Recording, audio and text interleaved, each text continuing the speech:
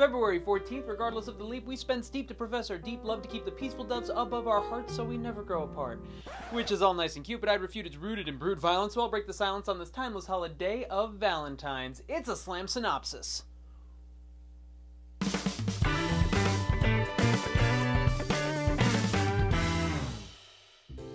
It didn't take a long search to know it starts with the church. Saint Valentine was a name that declined as the Catholics could pick from three. A priest from Rome, a bishop in Tournai, the third little is known but died on a journey in Africa. They probably shared the same practicum for starters. All three were martyrs and met their end on February 14, but those scenes seem closer to legends not etched in stone, but here's what is known.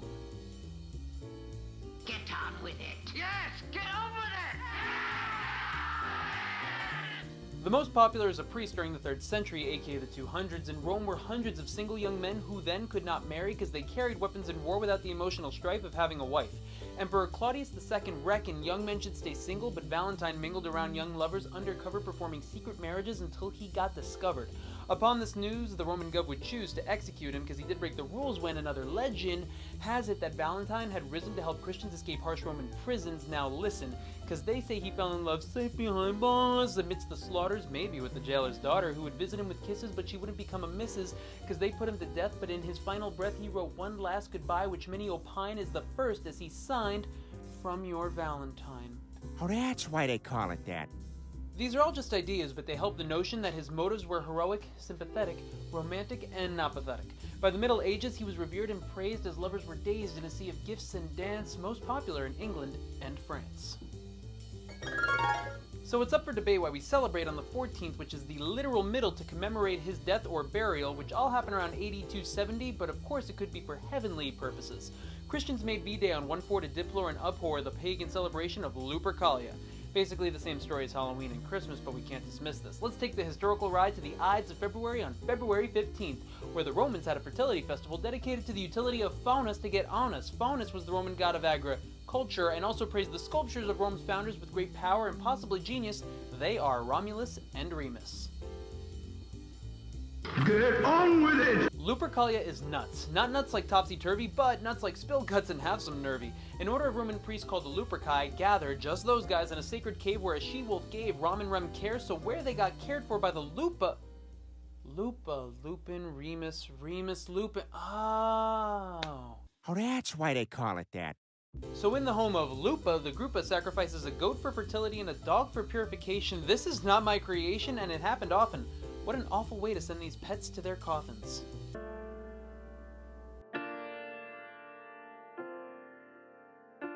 Every year, over 2,000 years ago, animals are sacrificed to please pagan gods. Please donate your time or money to stop this needless violence. But lots of people gave up animals. I'll be damned all if that's where it stopped. They chopped off the goat's hide into strips, then dipped them in sacrificial blood and slapped them with a thud on mud? No, they dropped their prop on crops and women! That's right, they slapped women with goat blood. Dear Lord, that is pretty rough. You'd think once a month was more than enough. Instead of screaming in revolt like a corporeal moaning myrtle, ladies didn't mind because they thought this made them fertile. Later in the day, women would throw their name in an urn and urine as the city's bachelors would Lupercalia name and play the love game for the next year with that lady. It's kinda shady, but often ended in marriage. Enjoy that carriage ride with your bride who got slapped with raw hide. Here I thought old life was spectacular, and instead they're spraying women and had prequels to The Bachelor. So that's why Christians didn't like this pagan reality TV sin. No one deserves to be slapped with goat blood. Except maybe Corinne. So I've been told by my female friends. So Lupercalia survived, but of course the Pope banned it, galoshed his candidate by the end of the 5th, and declared February 14th St. Valentine's Day. I hate to break, but the saint ain't in the title today. By the Middle Ages, Feb 14th was when birds threw rages and began to get it on, so it wasn't wrong to have romance. Don't be afraid. This way an egg wasn't the only thing getting laid. No. Come on, Guillermo, give the man a... There it is. So this tosser won't smile because he probs wasn't a flosser. This is Geoffrey Chaucer, who called dibs on making V-Day about romance back when they lanced in 1382, as the focus was not on love sexually, which made sense contextually, as knights were giving roses and doses of tunes soon after. More like in hundreds, the oldest V-Day poem is written in London, according to historians, by Charles, Duke of Orleans to his wife while he was trapped in that Tower of London. Sturdier than the bridge, you can find the text unabridged in the British Library. Finally, King Henry V decreed, Well, hired a writer named John Lydgate to create a V-Day note for Catherine of Valois. Wow, okay, if she can get a Valentine. Oy.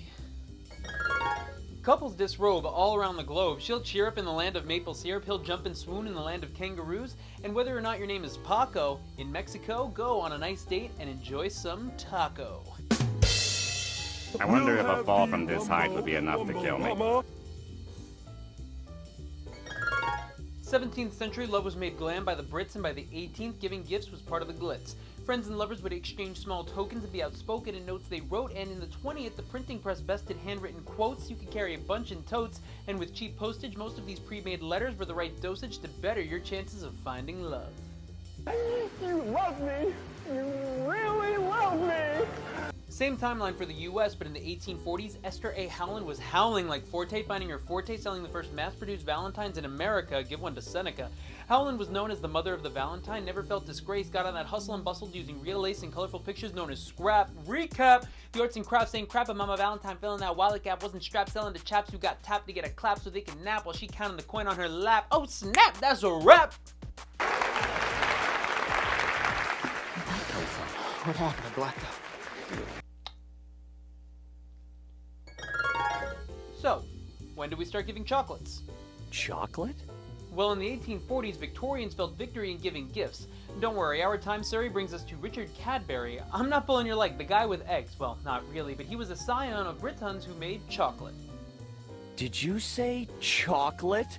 He got approved to move to his own groove and improve the technique to extract pure cocoa butter, sorry for the stutter, from whole beans, and it seems he produced a more palatable and pleasant drinking chocolate. Chocolate? The success left him with excess butter, but he wasn't done treating and made eating chocolates. Chocolate! And sold them in boxes he designed, you know the kind with the heart shape, and we can't check the tape, but many give him the hypothetical patent, but he never was combatant. He just liked the idea to use the box to stock mementos, but don't forget to lock it when you're done eating your candy.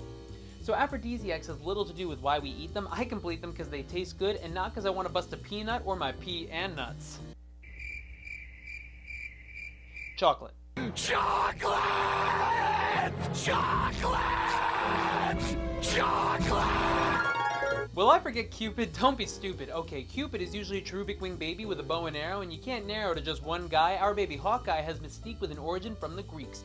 A man with a bomb physique for a bod was the god of love called Eros, erased by Romans, but first, circa 700 BCuddi, was Hesiod, who said this god was born of the world egg, and I'd beg to disagree with the theogony, not as strong as mahogany. Now, who are Cupid's parents? Well, it's not apparent, but there is this list, and I don't think I missed, not like anyone around could be pissed, but whichever gods claim the glory, it sounds like they all just had a massive holy orgy. No, we are not showing an orgy! Cupid is holding golden arrows to arouse and let in, while let in makes you averting and see someone is shitty, and green arrows if you fail this city. Romans ran rampant with this holy love symbol, but reduced him to the size of a thimble as a nimble and mischievous child and named him Cupid around the Hellenistic period, so despite the myriad of adorable imagery, there was no symmetry with Saint Valentine. Time for some stat. Here's a fact. According to the Greeting Card Association, this is why we aren't beating far nations. An estimated 1 billion with a B V-Day cards are sent and then discarded each year, which I reckon is only second behind Christmas. You know, because I wrote the slam. But Xmas will vex us with 2.6 billion? Please! What are we doing to save all those trees? Every year, men and women sacrifice their money to buy cards that will be thrown away. Please donate your time and money to stop this needless expression of love. Women purchase 85% of Valentines expecting more than some lines in return. I learned that 62% of adults celebrate, while the other 38 I guess have hate for their mates or sweethearts, which makes 8 billion in the factory more than satisfactory. Now to olfactory, where 61% of adults buy flowers, only see more on Mother's Day, but who pays the coin? Well, it's the male loins, as they spend $150 to a woman's $74. It's such a chore, why don't we leave and pout? You know what, fine, now wage inequality has evened out. Finally, 8.6 mil is put in the till for sparkling wine. 8.6 just to go chink. Not my problem, cause I don't drink. Or have a girlfriend. From dropping kisses in paper bags, to kisses from riches to rags, to kisses just so you can brag, to kisses even when she sags, or to kisses when he gives you a wag, or kisses because your entertainment lags. Whether you use the day to get kinky with sex or feel hex because you're single, mingle with your galentines, or go muster and bluster with your secret crush, trust that you can have joy for every girl and boy. Go treasure your love now or go chase the mystery. Quick, because we gotta go back to honoring Black history. If you look like the book Hermione, you can still find eHarmony and SnatchAPerfectMatch.com, but don't sing a sad song. If you don't have a bae or boo, you don't have to be alone. Give love to friends, families, and pets, or our fallen brothers in the friend zone.